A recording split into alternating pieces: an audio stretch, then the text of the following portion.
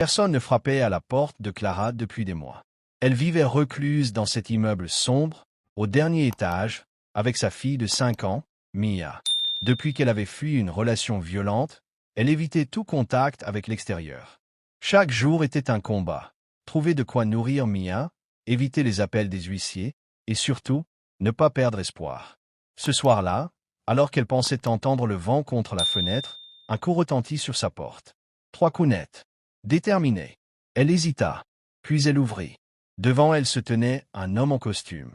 Élégant, sûr de lui. Mais son regard trahissait une inquiétude profonde. Il semblait hésiter, comme s'il ne savait pas par où commencer. Clara Moreau? Elle hocha la tête, le cœur battant. L'homme jeta un œil à Mia, qui se cachait à moitié derrière sa mère, puis reprit. Je m'appelle Julien Lambert. Je travaille pour le cabinet d'avocats Delcourt et Associés. Mais aujourd'hui, je ne suis pas là en tant qu'avocat. Je suis ici, parce que je vous cherche depuis 5 ans. Clara pâlit. Pourquoi? Qui vous envoie? Julien sortit un vieux portefeuille de sa veste, soigneusement conservé dans une pochette en plastique. Ce portefeuille appartenait à votre mari, Thomas. Clara recula, bouleversée. Thomas était l'homme qu'elle avait aimé, celui avec qui elle avait rêvé d'un avenir, avant qu'il ne sombre dans la violence et disparaisse une nuit sans laisser de traces. Il est mort? Demanda-t-elle, presque sans voix. Julien baissa les yeux. Oui, il y a 3 mois. Mais, avant de mourir, il m'a confié une mission, une promesse. Il voulait réparer ce qu'il avait brisé. Clara resta figée. Elle ne comprenait pas. Pourquoi cet homme élégant, inconnu, se présentait-il aujourd'hui?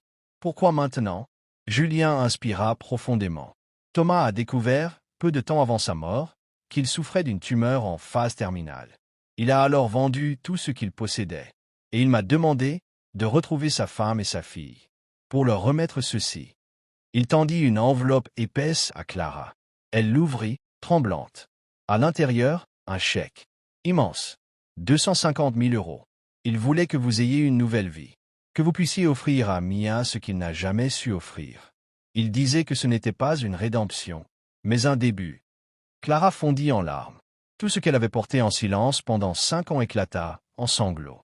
Mais Julien n'avait pas fini. Il m'a aussi demandé de vous remettre cette lettre. Il la lui tendit avec respect. Clara la prit, mais n'osa pas encore l'ouvrir. Julien s'apprêtait à partir, mais Mia s'approcha de lui, tendant la main. « Merci, monsieur. Est-ce que vous connaissiez mon papa ?»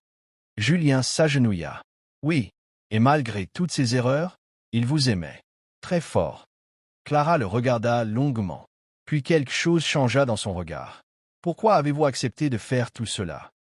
Julien hésita. Puis, avec un sourire discret. « Parce que moi aussi, j'ai grandi sans père. Et j'aurais aimé que quelqu'un vienne frapper à notre porte. » Il tourna les talons et disparut dans le couloir sombre. Clara referma la porte, tenant sa fille contre elle. Pour la première fois depuis des années, elle sentit quelque chose qu'elle n'osait plus espérer.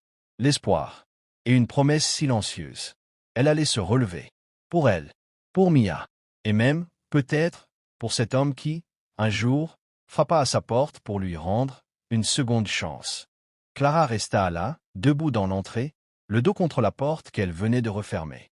Le silence, pesant, envahit l'appartement minuscule, à peine meublé. Seuls les petits doigts de Mia s'agrippant à sa robe la ramenaient à la réalité. Elle regarda encore l'enveloppe.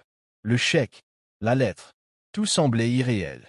Elle s'assit sur le vieux canapé déchiré et prit une grande inspiration avant d'ouvrir la lettre. « Clara, je ne mérite ni ton pardon ni celui de notre fille. J'ai fui quand j'aurais dû me battre. J'ai détruit ce que nous avions de plus beau, toi, Mia, notre avenir. Mais dans mes derniers jours, j'ai compris la douleur que je voulais laisser. Alors j'ai voulu que tu ne te battes plus seule. Que Mia ait une chance, une vraie. J'ai demandé à Julien de vous retrouver. Lui seul connaît mon histoire complète. J'espère que tu pourras tourner la page. Je vous aime. Thomas. » Clara lut la lettre plusieurs fois. Les larmes ruisselaient silencieusement sur ses joues. Pas de grandes excuses. Pas de justification. Juste un adieu.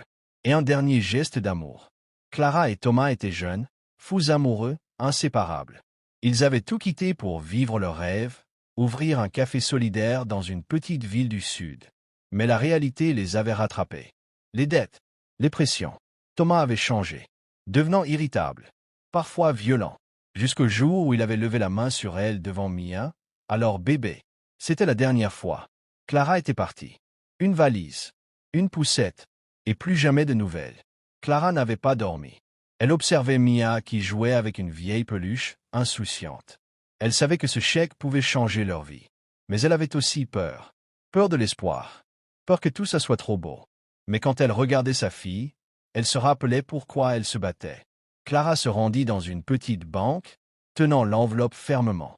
Après vérification, le directeur de l'agence la regarda, étonné. « Madame Moreau, ce chèque est réel. Et il provient d'un compte qui a été fermé il y a exactement 48 heures. Le transfert était prévu. Il vous est intégralement destiné. » Elle ressortit avec un souffle nouveau dans la poitrine. Clara ne perdit pas de temps. Avec cet argent, elle régla les dettes, loua un petit appartement lumineux, remit Mia à l'école, s'acheta une robe pour la première fois depuis 5 ans. Elle reprit même ses études à distance, elle avait toujours rêvé de devenir enseignante. Mais au fond d'elle, une question persistait. Pourquoi Julien? Une semaine plus tard, elle prit son téléphone et appela le numéro griffonné au dos de la lettre. Julien Lambert, ici Clara Moreau. J'aimerais vous remercier, en personne. Silence au bout du fil. Puis une voix, posée, mais troublée. Clara, je vous attendais. Je suis à Paris, mais je peux venir. Je crois que Thomas aurait voulu que je vous explique tout. Ils se retrouvèrent dans un parc, par une douce fin d'après-midi. Julien était toujours aussi élégant, mais ses yeux trahissaient une fatigue ancienne. Thomas n'était pas seulement mon client. C'était mon demi-frère. Clara recula, sous le choc. Quoi? Il ne m'en a jamais parlé. Il a appris tard. Ils avaient le même père. Moi, j'étais le fils officiel. Lui, l'enfant d'un amour caché. Quand il m'a contacté en secret il y a 2 ans, il m'a dit qu'il ne voulait pas d'argent, ni de reconnaissance. Juste, réparer. Julien sortit un carnet. Il écrivait dedans chaque semaine. Des lettres pour Mia. Des pensées. Des regrets. Je vous les donne. Clara le prit, émue. C'était comme retrouver un bout d'un homme qu'elle avait aimé, mais trop vite perdu. Une cloche sonne. Des enfants sortent de l'école. Parmi eux, Mia, souriante, court vers sa mère. Clara l'embrasse, avant de saluer les parents d'élèves. Elle est désormais professeure de lettres. Sa vie a changé. Non grâce à l'argent, mais grâce à un message. Un homme brisé avait frappé à sa porte par l'intermédiaire d'un autre. Et ce jour-là, sans qu'elle le sache encore, c'est la vie entière de Clara qui venait de commencer.